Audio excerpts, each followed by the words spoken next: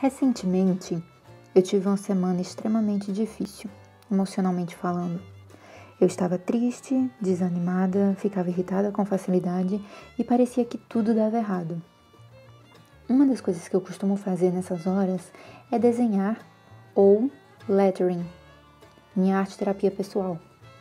Eu costumo procurar por frases no Pinterest e tentar criar uma peça com a frase que eu mais gostar. No processo de criar algo, eu saio daquele momento sombrio e, no final, eu já me sinto bem melhor. Dessa vez em particular, eu achei uma frase da Brené Brown que dizia: fale consigo mesma do jeito que você falaria com alguém que você ama. E claramente, eu não estava fazendo isso. Eu acredito que todos nós somos um pouco culpados de adquirir esse hábito horrível de ser negativamente críticos de nós mesmos. Essa frase me fez refletir muito. E no final, eu acabei nem criando uma peça tão elaborada com ela. Mas eu tive uma ideia bem melhor. O que eu decidi foi desenhar cada uma dessas vozes como se fosse um personagem, parecido com o que é feito no filme Divertidamente, onde nossos sentimentos têm cara e nome, e fez com que muitas pessoas se sentissem mais confortáveis com os pequenos demônios internos que nós temos. Eu comecei por escrever cada uma dessas vozes para saber exatamente o que eu estava sentindo. Em seguida, eu comecei a desenhar e dei nome, rosto e personalidade a cada uma delas. Eu cheguei a um total de 11 vozes negativas e resolvi compartilhar minha aventura artística desse final de semana por aqui. Então aqui estão cada um dos meus monstrinhos. Eu sou uma pessoa extremamente visual, então personificar o que eu estava sentindo me ajudou a entender que aquelas vozes não eram maiores do que eu, e eles saíram tão bonitinhos no final que eles deixaram de ser intimidadores.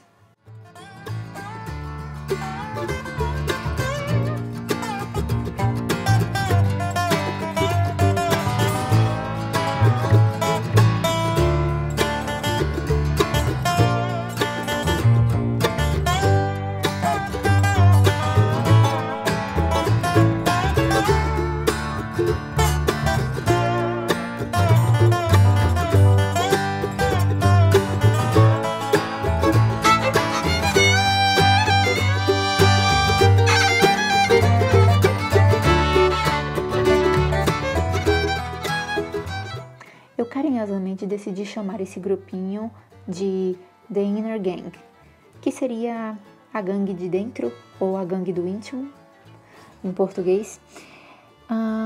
Bom, aqui estão os meus monstrinhos para vocês.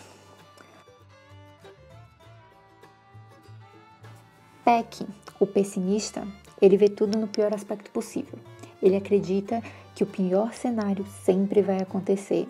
E ele costuma antecipar os resultados mais indesejados, focando nos pensamentos negativos.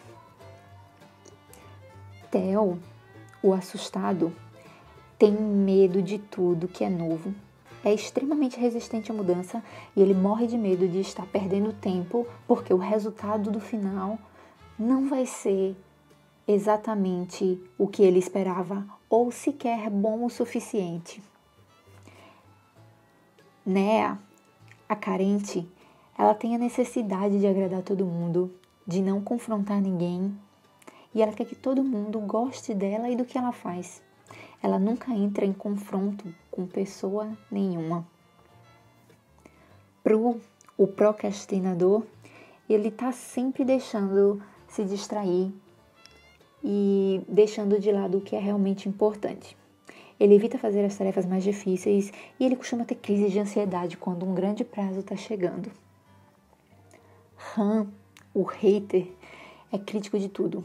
Parece que tem defeito em qualquer projeto. Ele costuma apontar com muita facilidade os menores detalhes, os mais insignificantes, e tem a habilidade incrível de transformar aquilo em algo muito grande. Koi, o comparador, ele sempre trabalha com parâmetros externos. Ele sempre acha que tem alguém mais talentoso, mais preparado, mais interessante lá fora. Ele só vive para fazer comparações. Peg, a perfeccionista, ela não deixa nada sair da mesa de trabalho se não estiver absolutamente perfeito. Em cada pequeno detalhe. Ela tem dificuldade de iniciar as coisas por não acreditar que esteja pronta para fazer aquilo. Cal, o controlador, não sabe o significado da palavra flexibilidade. Ele não quer mudar de rota e ele insiste em seguir sempre o mesmo caminho para evitar que tenham surpresas inesperadas. E ele é metido a ser o chefe da gangue toda. Sid, o conformado, ele não consegue crescer. Ele já desistiu. Ele não tem interesse em melhorar em nada. Ele pensa que se já deu para fazer, então já tá bom. Segue por esse caminho que já é fácil. Seb, o inseguro, ele costuma duvidar de si mesmo, das suas capacidades e se ele realmente consegue realizar um grande projeto. Ele tem baixa autoestima e costuma acreditar que pode fazer algo, mas que não vai sair muito bom.